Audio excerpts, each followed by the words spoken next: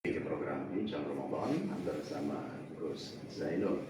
Baik Gus, sebelum kita lanjutkan perbincangan kita, ini nampaknya sudah ada yang bergabung juga ini Gus, masih melanjutkan pertanyaan yang tadi. Jika ada keraguan Gus, langkah apa yang harus kita tempuh di dalam membayar zakat? Mungkin ragu-ragu apakah nanti pendelegasiannya masih kurang tepat sasaran atau bagaimana? Apakah sebaiknya kita berikan langsung kepada yang bersangkutan atau melalui badan-badan yang telah ditunjuk oleh pemerintah? Ya, mengenai mana yang lebih utama, membayar diserahkan ke amil atau membayarkan zakat kita secara langsung kepada yang berhak. Kalau kita membayarkan langsung kepada yang berhak, si amil sudah nggak dapat zakat. Dan kita sendiri juga lebih berat dalam menyalurkan. Namun di situ akan lebih banyak pahalanya. Jadi kalau kita memang ragu, yang lebih baik ya kita serahkan langsung. Tapi kita harus mengetahui kriteria-kriteria seperti pengertian siapa fakir, miskin, gharim, siapa termasuk sabilillah, musafir, mu'alaf, ini kan harus paham juga. Makanya kalau kita mau menyerahkan secara langsung, memang satu sisi ya kita bisa lebih mantap, yakin zakat kita sudah tersalurkan. Satu sisi kalau kita tidak punya pengetahuan yang cukup, bisa jadi pembayaran zakat kita ini belum dianggap sah kalau tidak tepat sasaran. Lainnya dengan amil yang memang ditugaskan oleh seorang imam yang memang sudah punya pengetahuan mengenai cara penyaluran zakat.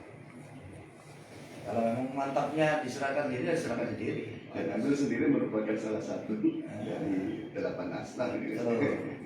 Hanya ketika kita ini sudah membayarkan zakat kita kepada mereka yang berhak, maka amil sudah nggak dapat bagian dari zakat kita. Tapi kalau kita diserahkan, ambil dapat bagian. Jadi makanya ambil juga ya, kalau mereka bertugas untuk mengumpulkan dan membagikan, ini kan seimbang ya. Tapi kalaupun nggak dapat diserahkan lagi, sebetulnya nggak boleh marah juga. Karena hal itu kan tugasnya juga sudah ringan, dia nggak menarik, nggak menyalurkan, hanya sudah nggak dapat bagian zakat. Baik, begitu nih untuk Mas yang sudah bergabung tadi, bahwa kalau memang ragu-ragu harus cari ilmu pengetahuan tentang di antara 8 asnaf itu langsung menyampaikan kepada yang berhak. Kalau memang pengetahuan tentang 8 asnaf itu masih belum ada, lebih amannya melalui badan-badan yang sudah ditunjuk, baik oleh organisasi yang sudah diakui jumhur ataupun juga yang menjadi kepanjangan tangan dari pemerintah seperti Basnas dan lain sebagainya. Baik Gus, kita lanjut kembali perbincangan kita. Di sini masih tentang tadi yang sudah jenengan sampaikan bahwa di antara syarat wajib bagi orang yang harus melaksanakan berpuasa adalah orang yang kuat untuk berpuasa. Kalau usia yang sudah tua yang memang tidak memungkinkan, kita maklum bos. Tapi kan ada orang yang bilang kerjaan saya dengan berat. Ini kalau saya puasa tidak kuat, apakah itu masuk? Itu yang diterangkan di toko ini syarat bukan untuk yang masih muda tapi nggak mampu, dan bukan alasan untuk pekerjaan. Ya.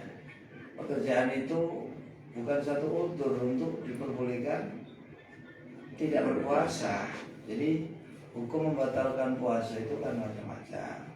Ada yang wajib, ada yang sunnah, ada yang jawaz, ada yang haram. Yang haram nggak ada udzur apa-apa atau bukan dikatakan udzur secara syar'i, dia tidak berpuasa, ini haram. Ini berdosa tapi dia wajib mengqadha. Ada yang bahkan wajib, Seperti seandainya saya tidak membatalkan, ini saya pasti akan. Nah, ini kan sesuatu yang buruk. sesuatu yang buruk. Dan ini dalam hal udur seperti bepergian, seperti sakit. Tapi kalau bekerja ini kan tergantung orangnya. Ini bukan satu udur. Jadi yang di toko ini yang tidak ada udur karena usia tua atau karena sakit yang sudah tidak ada harapan sembuh. Ini yang masuk di toko ini. Jadi kalau dia punya penyakit yang tidak mungkin sembuh, dia sudah dikatakan tidak mampu. Tapi kalau yang sikha ini kan diperbolehkan, maksudnya kalau kondisi dia sakit, sakitnya ini kalau dibuat berpuasa tambah parah, tidak tambah sembuh. Nah ini yang punya udur, tapi dia wajib qadha dulu. Termasuk dia punya wajib untuk tidak berpuasa tadi Gus ya, kalau memang membahayakan. Kalau membahayakan, sampai membahayakan ya. Jadi bukan hanya diperbolehkan, tapi wajib kalau sampai itu menjadi sebab tambah parah atau bahkan sampai hilangnya nyawa ini. Baik Gus, lalu kemudian bagaimana mempraktekannya Gus? Ini kan orang yang bekerja dengan pekerjaan yang membutuhkan tenaga yang ekstra. Apakah kemudian ketika ia berpuasa, kemudian di tengah puasanya entah pingsan atau gimana, kata tidak kuat, apakah ini termasuk bisa menjadi salah satu udur ketika di perjalanan puasanya? Nah itu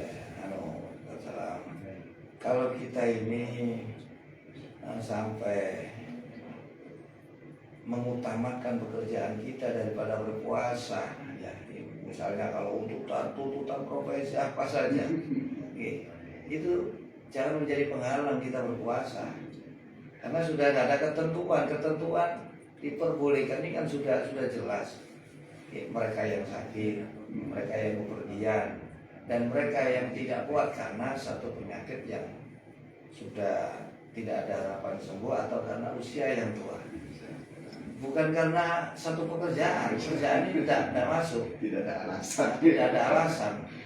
Jadi artinya itu karena kamu sendiri. Berarti kalau kamu membatalkan puasa bukan karena alasan itu, ya monggo, tapi berdosa. Berdosa. Namun ada kewajiban tetap mengqadha dia di hari yang lain di luar Ramadan. Dan saya katakan mengqadha puasa di luar Ramadan itu tidak sama dengan ketika menjalankannya di dalam Ramadan.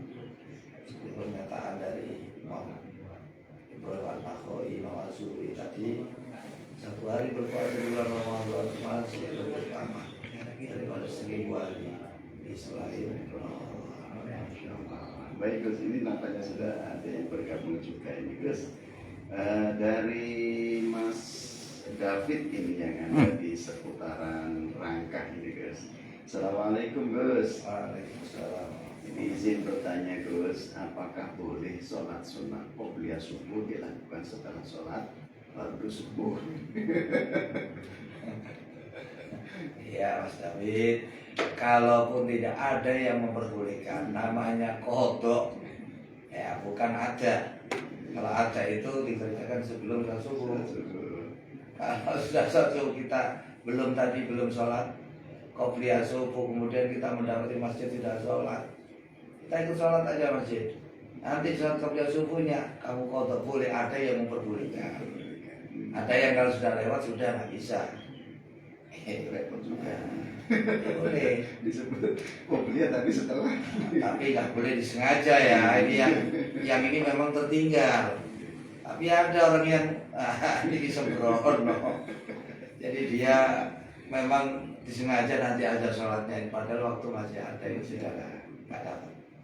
Jadi ada seperti kita nggak sholat duha, kita diperbolehkan. Ada yang demikian sebagai ulama. Ya kalau dikerjakan tidak apa-apa. Tidak apa-apa. Tapi mengqadha namanya, bukan ada, karena waktunya itu sudah lewat. Nah ini apakah juga sama Gus, sebagaimana berpuasa atau mengqadha puasa di luar Ramadan dengan puasa di bulan Ramadan. Nah ini kan juga hampir sama. mengkodok qobliyah subuh setelah sholat subuh. Apakah juga termasuk, kan dikatakan bahwa sholat sunnah fajar itu lebih baik daripada dunia seisinya? Ya ada, kalau puasa ini kan mulai subuh sampai terbenamnya matahari. Kalau sudah gak puasa, puasanya diganti malam sampai terbitnya fajar. Jadi itu waktunya niat. Jadi harus dikodok. Kalau Ramadan kan berarti di luar Ramadan pastinya. Karena puasa itu min tulu'il fajri ila ghurubi syamsi. Ya termasuk yang kuliah subuh tadi, Gus. Kan yang artinya sholat sunnah fajar itu lebih baik daripada dunia dan seisinya. Apakah sholat sunnah qobliyah dilakukan setelah sholat subuh? Oh, fadilahnya sama namanya mengkodok ya. Cuman di sini kan kalau ada utur, kalau tidak utur ya tidak boleh. Karena kesembronoan, keteledoran. Jadi kita sebelumnya datang, tadi saya contohkan ya, sudah kita berjamaah dan sudah sholat. Kalau kita sholat sunnah, maka waktu kita kan habis, bisa jadi jamaah itu selesai. Kita kehilangan jamaah yang utama. Baik Gus, ini juga ada yang sudah bergabung dari Mas Rizky yang ada di Gresik ini Gus. Assalamualaikum. Waalaikumsalam.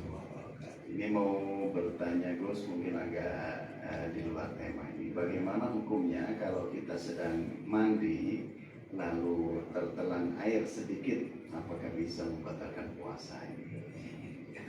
Ya, kalau mandinya itu mandi sebelum subuh apa sudah subuh? Kalau mandinya sebelum subuh ya bebas kamu. Minum juga sekali. Tapi kalau setelah subuh ya untuk batalnya memang masuknya sesuatu pada lubang-lubangnya. Nah itu secara sengaja. Kalau tidak sengaja dan tidak sembrono ya tidak sampai membatalkan. Apalagi ini kan musim hujan ya. Sengaja hujan-hujan tapi keminum tidak sengaja. Jadi artinya tidak sembrono itu terlalu. Nah ini kan sembrono sampai tidak ada kehati-hatian. Jadi yang harus dihindari. Jadi semuanya kalau sengaja ya membatalkan. Makan kalau nggak sengaja masih habis satu bakul gitu. Karena lupa ini, makanya kebangetan aja kalau sampai lupa ini. Nah, tidak apa-apa kalau puasa, beda dengan sholat. Kalau sholat makan sedikit lupa tidak apa-apa, tapi banyak itu membatalkan, beda dengan puasa. Kalau puasa masih makan banyak, kalau lupa tidak apa-apa. Jangan diingatkan, biarin sampai habis. Rezeki. Baik, begitu Mas Rizky yang ada di Gresik ya, bahwa ketika yang berlaku itu tidak dalam unsur kesengajaan, maka itu tidak akan membatalkan puasa Dan tidak sembrono ya. Berhati-hati juga ketika dia mandi. Ini juga ada yang sudah bergabung juga ini Gus, ada datangnya dari Mas Alan ini kayaknya ya. Assalamualaikum Gus. Waalaikumsalam. Apakah boleh kita ketika memasak, nah ini sedang dalam kondisi berpuasa Gus, untuk mencicipi ya, kalau rasanya mungkin tak kasih lah. Iya. Jadi ini masalah kalau sekedar mencicipi kan sampai di lidah ya, tidak sampai masuk ke rongga. Kalau yang membatalkan masuk ke perut ini, jadi masuk ke dalam itu yang tidak boleh. Jadi dirasa kemudian jangan ditelan, diludahkan lah gitu ya. Jadi kalau ditelan itu ya namanya kan makan, itu masukkan sesuatu itu yang membatalkan. Ini termasuk juga kayak selilitan ini. Kalau Anda sudah tahu ya ditelan secara sengaja ini ya, ini yang batal. Nah, jadi nggak apa-apa dicicipi tapi hati-hati, jangan sampai kesalahan. Baik masalahnya kalau mencicipi kan cuma rasa ditutup gitu aja, jangan satu sendok itu. Nggak apa-apa dicicipi tapi hati-hati jangan sampai ditelannya. Kalau takut ya lebih baik suruh yang biasa aja ya kalau puasa. Atau yang biasa mencicipi. Yang biasa mencicipi. Baik Mas Alan, begitu ya. Artinya boleh dicicipi ya, asal tidak tertelan. Tidak ditelan secara sengaja. Kalau tertelan kan tidak sengaja ini. Kembali rezeki lagi itu. Baik Gus, semakin menarik perbincangan kita di malam hari ini Gus. Tapi kita rehat sejenak Gus, karena akan kita hadirkan satu tembang berikutnya. Baik, pendengar saya, tetaplah bersama kami di 925 FM.